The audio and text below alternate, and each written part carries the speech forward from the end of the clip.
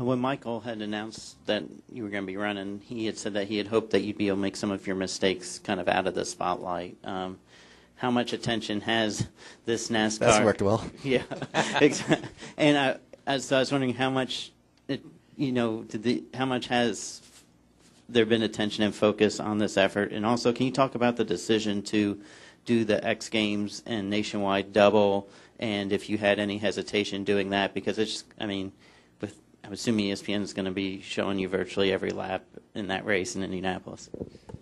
So it's been kind of funny. Like I said, I wanted to come over, and initially with Michael, he said, look, I'm going to take this first year. I still have a lot of other sponsor obligations, like there were 2 or 3 year deals. He said, I just want to get a feel. I want to come into NASCAR, and it's something I definitely want to do. I'm definitely passionate about, but it's going to be tough to do 100% focused from the get-go. So let's come in, we'll have some fun with it, this and that, and then I don't know if it was my agent or whatever got on the boat, and we got great sponsors, which was awesome, and people that are really, really excited about everything. And you even talked to some of the guys like Texas Motor Speedway, whatever. They're like, "Hey, we want you to skydive in or this and that." I'm like, well, that's like the guy that's coming in that's going to skydive in and then it's going to, you better not ride around in 30th, at that particular juncture. So it's a catch-22. I'm super pumped to be sitting here and that you guys care to talk to me, and that it's given me an opportunity to come in with some of the best, stuff, with Waltrip Racing and with Boost and, all the others, Napa. Everybody else has been great and helped me to achieve what we're trying to do. But at the same time, I am going to make mistakes. I'm going to have bad races, and we're going to try to make the best of today and try not to make a fool of ourselves as long as we can. The X Games double. Yeah, the X Games double. That's said that before, but in a different different way. For me, for instance, tomorrow I'll be at 6 a.m. We start rally in Salem, Missouri. So it's there's a schedule. I just got in a couple of days ago from New Zealand, and I leave for Australia right after we have another shoot next week. So this year it's difficult, but it's what I want to do, and it's for me. I will be at every opportunity to test, every opportunity to get in a car. I need to be here, and like I said, I have a couple other obligations to do. But bottom line is, they said, hey, we really think you would do well at the Indianapolis track. It's it's a short track. It's one of the we want to do 7 races. That's about as late as we can prolong that to get in there. I said, you know what? Well, let's do it. This is gonna be fun. We'll make it work. And I know the guys at ESPN. Everyone's gonna build it up. So let's try to get as much testing under the radar as we can, and let's figure out how to drive these things. Claire? Yeah, of all the drivers I talked to at Daytona, it's really funny because I talked to Cup Nationwide and Trucks. It was Ricky Carmichael that was the most excited about his thoughts about winning at Daytona. And the reason is because he had won already on 2 wheels, and he won it on 4 so bad. And of all the drivers, I picked his clip out and said, that's the guy who wants it the worst or defines it the best. What would it mean to you to be able to come here and just compete at a high level in this? Be able to master it enough to be competitive. What does that mean to you after all you've done? I think for me it means the most. Everyone says, oh, well, why would you do this? Why would you come in? I always like the new challenge, but I have the most people that are just ready to jump, that have been really supportive, but are ready to jump and say, I knew you couldn't do it, or I told you so. And for me, I know I'm going to get that, and I know I'm going to have some bad races, and I know I have a lot to learn.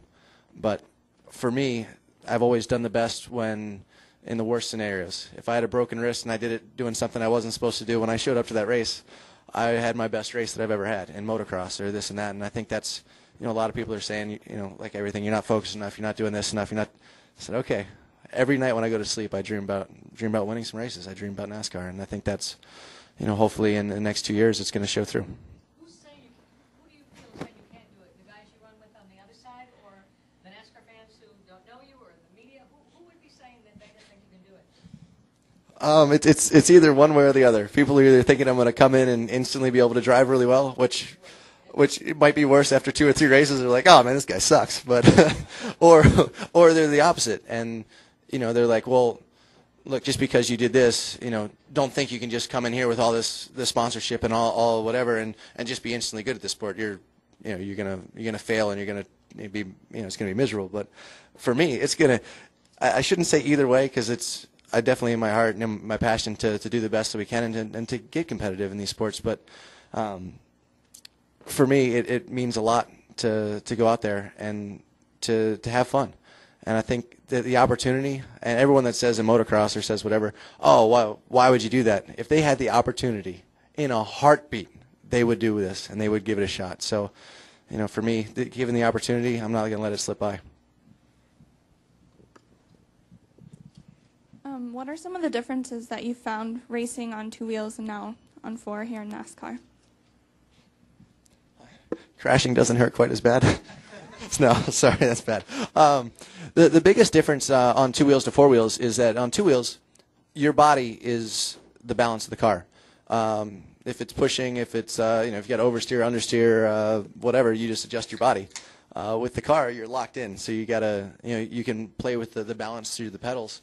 But really, you have to rely on a good team and being able to translate what's happening or what you're feeling as to actually what's happening in the car. And it's definitely a lot more of a team sport. I mean, you take Ricky Carmichael, and he could have gone out on a box stock bike right out of the showroom floor, and he probably would have been top 5 at every race, when he was really competitive. And you look over here, not to say that they don't make great Toyota Camrys, but if you took a stock car out of the showroom floor, I don't think you're going to be competitive. So car means a lot more. After one race and a couple of tests, what do you feel like you need to learn? I mean, what do you think is going to be the biggest hurdle for you? Everything? No. I think for me the biggest hurdle is roll speed. That's Matt Crafton. He said it so much I literally go to sleep saying that. I wake up yelling that. It's the difference between in rally and motocross. The more speed you carried into a corner, if you get the car woed up and turned, you're good. In NASCAR, these turns are really, really long. So it's about coming in. You still have to come in aggressive, but you can't overbrake the car. And I just have a tendency to want to come in, brake a little later than everybody else, and then I slow it down a little more than anybody else. And then we have the whole middle of the turn where I'm just sitting there getting passed by everybody and too early to get on the gas and too late to brake less. So I think that's the biggest thing is just momentum and realizing that you can't make in motocross you can make up 2 seconds in a straightaway if you just close your eyes and just went for it. In rally, if you listen to your co-driver and you trusted some stuff on some blind crests with big cliffs on the outside, you're going to make up time, or you're going to go off the cliffs. But I mean, you can do it physically. Here, if I want to make up time, you can't just make up time. You can't charge into the corners harder. You have to do it on consistency, and that's going to be very difficult for me. I'm just curious, with rally and motocross and especially some of the stuff on Nitro Circus, does anything scare you? For sure. I mean, definitely. I think fear is. Everyone says you got to be crazy or this and that. I've said this a lot, but it's not, because if you weren't scared, you would try something that you'd be hurt on. And I've gotten hurt a lot. I've overestimated my abilities on countless thousands of occasions. But you should know about where you are and where you fit. And if something that you don't know about doesn't scare you, then you're probably going to get hurt and you never get good enough to be good at anything. Did you watch the end of the Daytona 500? Our young winner went skateboarding after he got done because he couldn't go to sleep. I wonder if you saw it and what you thought of it, the end of it. No, unfortunately, I was watching it on the internet because I was on a plane coming from New Zealand back over. But no, I thought it was so neat to see. Everyone says NASCAR is getting older, or this and that. It's the media is kind of blowing it out of proportion. You got a 20-year-old wins Daytona 500. I mean, this is amazing, and there's a lot of younger kids coming up. It is really popular with the younger demographic, and just to see that it's possible. I mean, you see all the veterans behind him that had never won Daytona that are just wanted to. I mean, Carl Edwards is a super nice guy, but I bet it crossed his mind just to give him a little spin on that last lap. Going, yeah, you didn't earn this one yet, but he did. He's put in the time, and there's no overnight successes. I just want to know. Obviously, you're a guy that likes having fun. Out of this experience, what's the most enjoyable part for you?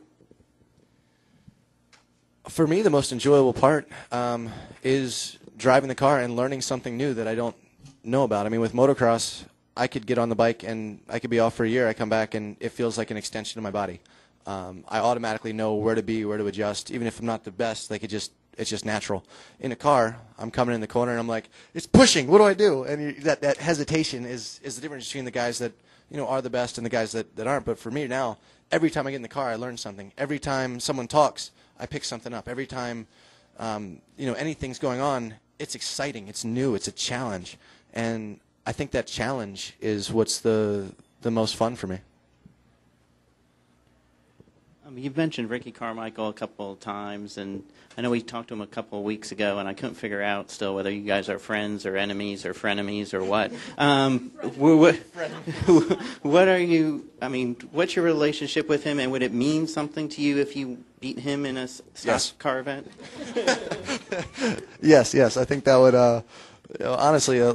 When he first started getting into stock cars, I'm like, man, I really need to do that just so I could race him again. I could never beat him on a dirt bike, so it would mean a lot to me to be able to. If he beat me here in cars too, God, that would suck, and it probably will happen for a while. But I'm determined wherever he goes. If he takes second in the Cup Championship, I'm taking first.